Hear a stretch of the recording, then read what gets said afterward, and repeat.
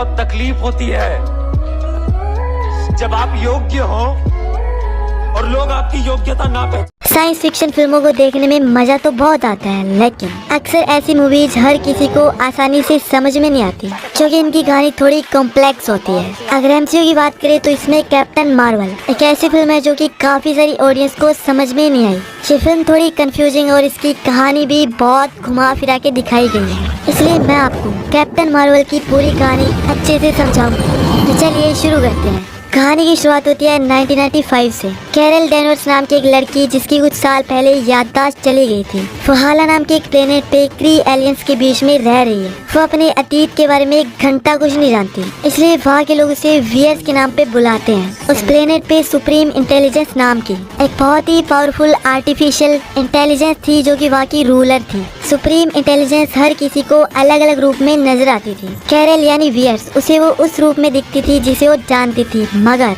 याददाश्त खोने की वजह से उसे पहचानती नहीं थी। सुप्रीम इंटेलिजेंस कैरल को बताती है कि सदियों से वो स्क्रैल नाम के एलियन से लड़ रहे हैं। स्क्रैल्स रूप बदलने वाले एलियंस हैं जो ग्रहों पे कब्जा करके आतंक फैलाते हैं। सुप्रीम इंटेलिजेंस बोलती है कि स्क्रैल की वजह से कैरल ने अपना प्लेनेट, अपना परिवार और अपनी याददाश्त खोई थी, जिसके बाद क्री एलियंस ने उसे सहारा दिया और स्क्रैल से लड़ने के लिए खास शक्ति भी दी। कैरल पिछले 6 साल से हाला प्लेनेट पे स्टार फोर्स नाम की टीम में शामिल होने के लिए ट्रेनिंग कर रही है ताकि वो स्क्रैल्स का सफाया कर सके। स्टार फोर्स का लीडर है योनरोक जो कि कैरल को ट्रेन करता है। योनरोक ये कोई बीमारी नहीं है, इसका नाम है।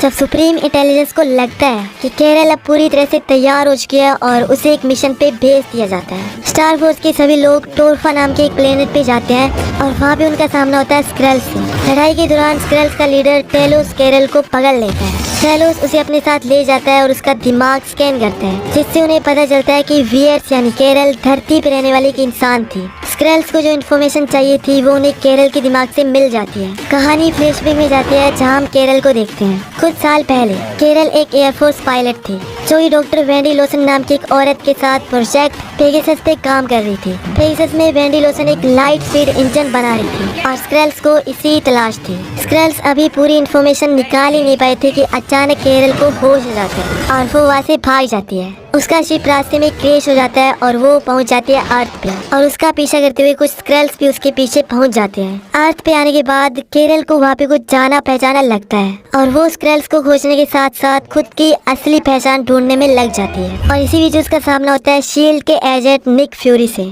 शील्ड एक ऐसी ऑर्गेनाइजेशन है जो कि दुनिया पर आने वाले खतरों पे नजर रखती है। निक फ्यूरी कैरल की अजीब हरकतों से उसे गिरफ्तार करने के लिए आए थे, पर अचानक से उनका सामना होता है स्क्रैल्स से, जहाँ पे एक स्क्रैल निक फ्यूरी के साथ कार एक्सीडेंट में मारा जाता है। वही दूसरे स्क्रैल्स का पीछा करते हुए कैरल को एक डिवाइस मिलता है जिसमें उसके दिमाग से स्कैन की हुई कुछ मेमोरीज थी। उन मेमोरीज को देखने के बाद कैरल वेंडी लोसन और पेगासस की तलाश में लग जाती है ताकि वो अपने अतीत के बारे में जान सके। दूसरी तरफ निक फ्यूरी का बॉस उसे कैरल का पीछा करने के लिए बोलता है। फ्यूरी के असली बॉस को स्क्रैल्स के लीडर टेलोस ने पकड़कर उसकी जगह ले ली थी और वो फ्यूरी के जरिए कैरल तक पहुंचना चाहता था। फिर निक फ्यूरी कैरल से मिलते हैं। वो उन्हें बोलती है कि उसे पेगासस की इन्फॉर्मेशन चाहिए। पेगासस असल में शील्ड का एक प्रोजेक्ट था जिसकी थोड़ी बहुत जानकारी फ्यूरी के पास थी, इसलिए फ्यूरी कैरल को लेकर शील्ड के एक बेस पे जाते हैं। वहाँ पे उन्हें पता चलता है कि डॉक्टर वेंडी लोसन असल में क्री एलियन थी जिसका असली नाम था मार्वेल। 6 साल पहले वो एक लाइट स्पीड इंजन बना रही थी जिसकी टेस्ट पायलट थी कैरल, लेकिन उस इंजन की टेस्टिंग के दौरान उनका इंजन क्रैश हो जाता है जिसमें वो दोनों मारी जाती है। उस हादसे के बाद प्रोजेक्ट पेगासस को बंद कर दिया जाता है और उसकी सारी जानकारी छुपा दी जाती है। जब निक फ्यूरी और कैरल ये फाइल देख रहे थे तब वहाँ पे शील्ड के सभी एजेंट्स आ जाते हैं और तब पता चलता है फ्यूरी को कि उसका बॉस एक स्क्रैल है, इसलिए वो कैरल के साथ वहाँ से निकल जाता है।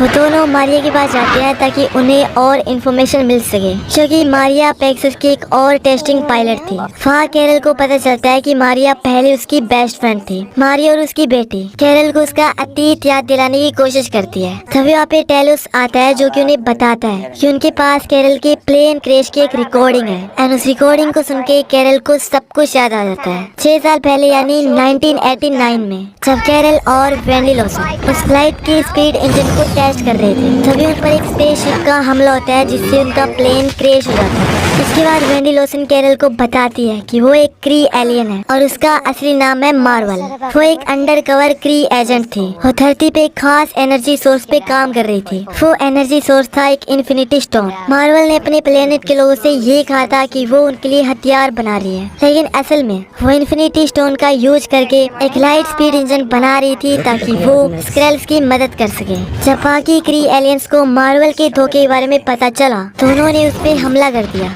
मार्वल अपने इंजन को तबाह करने की कोशिश करती है ताकि वो क्री के हाथ न लग सके, लेकिन तभी उसे यौन रोग मार देता है। उसके मरने के बाद कैरल उस इंजन पे फायर कर देती है, जिससे उस इंजन की एनर्जी कैरल के ऊपर आ जाती है और उसकी बॉडी में समा जाती है। इससे कैरल को सुपर पावर्स तो मिल जाती है, मगर उसकी याददाश्त चली जाती है। यौन रोग ने जब देखा कि कैरल जिंदा है और उसके अंदर उस इंजन की पावर आ चुकी है, तो वो उसे अपने साथ प्लेनेट पे ले जाता है। वो लोग कैरल की शक्ति का इस्तेमाल अपने दुश्मनों के खिलाफ करना चाहते थे। फिर यौन रोग ने कैरल की बॉडी में अपना ब्लड इंजेक्ट किया ताकि वो और ताकतवर बन जाए। इससे कैरल आधी क्री एलियन और आधी इंसान बन गई। सुप्रीम इंटेलिजेंस को ये समझ में आ गया कि कैरल के अंदर अब बेहिसाब शक्ति है और अगर कभी उसकी याददाश्त वापस आ गई तो वो उन्हें नुकसान भी पहुंचा सकती है। इसलिए उन्होंने कैरल की बॉडी पे एक डिवाइस लगा दिया ताकि वो कभी भी अपनी पूरी शक्ति का इस्तेमाल कर ही ना पाए, और उसे ये बोल दिया गया कि वो डिवाइस उसकी पावर का सोर्स है।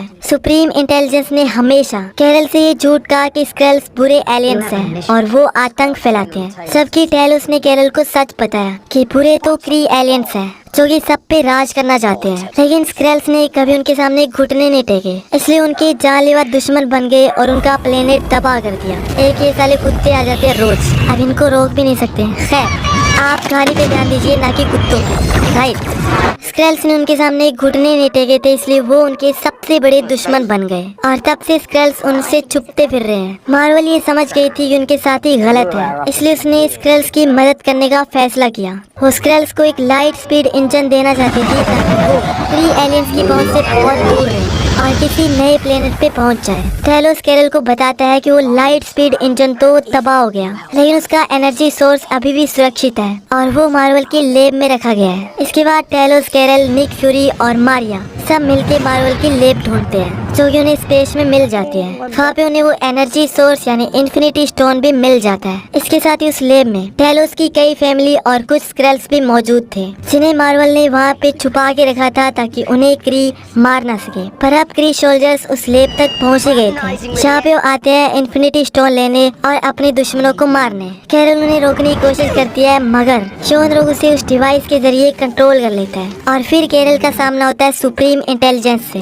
जो कि उसे फिर से मार्वल के रूप में नजर आती है। वो कैरल को मारने की कोशिश करती है, लेकिन अब कैरल उसकी कैद से आजाद है, जो कि उसने वो डिवाइस निकाल लिया था। और जैसे ही वो डिवाइस निकालती है उसकी पूरी पावर अनलॉक हो जाती है और उसकी ताकत के आगे क्री एलियंस को हार नहीं पड़ता है। यहाँ तक कि कैरल कई सारी क्री मिसाइल्स को भी तबाह कर देती है, जिससे उन्हें हार मान के पीछे हटना ही पड़ता है। दूसरी तरफ मार्वल की एलियन कैट इन्फिनिटी स्टोन को निगल लेती है और वो निक फ्यूरी की एक आँख फोड़ देती है। टेलोस और उसकी फैमिली कुछ दिन तक मारिया के घर पे रुकते हैं, जहाँ पे कैरल ये फैसला करती है कि अब वो यूनिवर्स के सभी प्लेनेट पे नजर रखेगी और नाइंसाफी के खिलाफ लड़ेगी। कैरल निक फ्यूरी को उसका पेजर अपडेट करके देती है ताकि वो इमरजेंसी में उससे कांटेक्ट कर सके और फिर कैरल स्क्रैल्स के लिए एक नया प्लेनेट ढूंढने के लिए निकल जाती है। इसके बाद निक फ्यूरी सुपर हीरोज की एक टीम बनाने का फैसला करते हैं ताकि अगर फिर से कोई एलियन हमला करे तो उनसे निपट सके, और इसी चलते आगे चलकर एवेंजर्स की टीम का निर्माण होता है। फिर कुछ दिन बाद वो एलियन कैट अपने अंदर से इन्फिनिटी स्टोन को बाहर निकाल देती है। फिल्म के एंड में जो मिड क्रेडिट सीन आता है उसमें 2018 का टाइम दिखाया गया है, जहाँ पे हमें एवेंजर्स इन्फिनिटी वॉर के बाद की सिचुएशन दिखाई गई है।